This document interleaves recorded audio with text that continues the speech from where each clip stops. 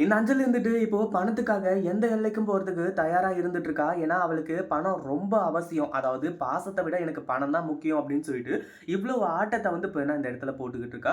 இதுக்கப்புறமும் வந்து இப்ப இந்த இடத்துல இந்த அஞ்சலியால வந்து இப்ப இன்னும் ஒரு பிரச்சனை நடக்கிறதுக்கு முன்னாடி, அஞ்சலிய ஜெயில்ல தூக்கி போட்டிருந்தாங்க அப்படின்னா பிரச்சனையே கிடையாது. ஆனா இப்பதான் வந்து இப்ப பயங்கரமான பிரச்சனைகளே நடக்குது. என்னாச்சு அப்படின்னு பார்த்தீங்கன்னா, இப்போ ஆஃபீஸ்க்கே போயிட்டு மிரட்டிட்டு வந்த இந்த அஞ்சல் இருந்துட்டு, அடுத்ததா அந்த ரவுடிங்கள வச்சு நம்ம கார்த்திக்க வந்து இப்போ கிட்னாப் பண்ண ஆரம்பிச்சுறாங்க. இது ஒரே கல்லுல 2 மாங்கா இல்ல. ஒரே கல்லுல பல மாங்காவ வந்து இப்போ வந்து அடிக்க போறாங்க. ஏன்னா, அந்த அளவுக்கு வந்து பிளான் பண்ணி எல்லாத்தையும் பக்காவா வந்து இப்போ செய்றாங்க. அதாவது நம்ம கார்த்திக்கோட ஒரே ஒரு கையெழுத்து மட்டும் இருந்தா போதும். ஈஸியா வந்து இப்போ எல்லா விஷயமும் முடிஞ்சிரும். எல்லாருமே வந்து இப்போ அந்த பணம், சொத்து இது எல்லாமே வந்து இப்போ ஈஸியா வந்துரும். அப்படின்னு சொல்லிட்டு வந்து இப்போ ரொம்பவே சந்தோஷமா இருந்துட்டு இருக்காங்க.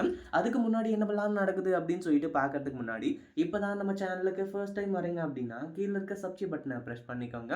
இப்போ நம்ம கௌதமும், இலக்கியாவும் வந்துட்டு அந்த அஞ்சலிய உண்டு இல்லன்னு பண்ணணும்னு நெனைக்கிறாங்க.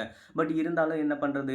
இங்க வந்து பார்த்தீங்கன்னா, அஞ்சலி திருந்திட்டா அப்டின்னா, கார்த்திக் கூட சந்தோஷமா வாழ்வா அப்டின்னு சொல்லிட்டு வந்து நெனச்சிட்டு இருக்காங்க. ஆனா கார்த்திக்கோட மொத்த சந்தோஷமும் வந்து பார்த்தீங்கன்னா, பிரியா கிட்ட தான் இருக்கு.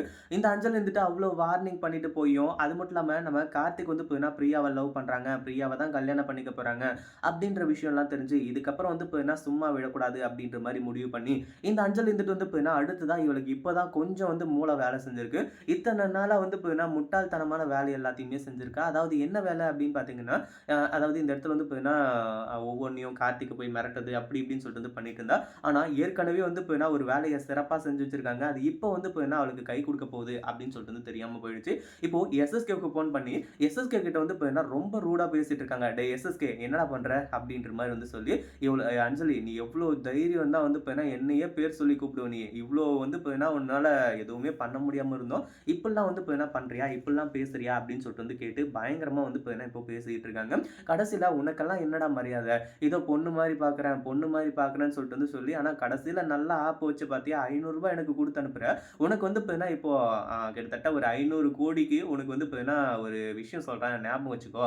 அப்படி இப்படின்ற மாரி சொல்றது மட்டும் இல்லாம, அடுத்ததா வந்து இந்த டாக்குமெண்ட் ஒண்ணு இருக்கு பார்த்தீங்களா? ஏற்கனவே நம்ம கௌதம் கிட்ட கையெழுத்து வாங்குனது.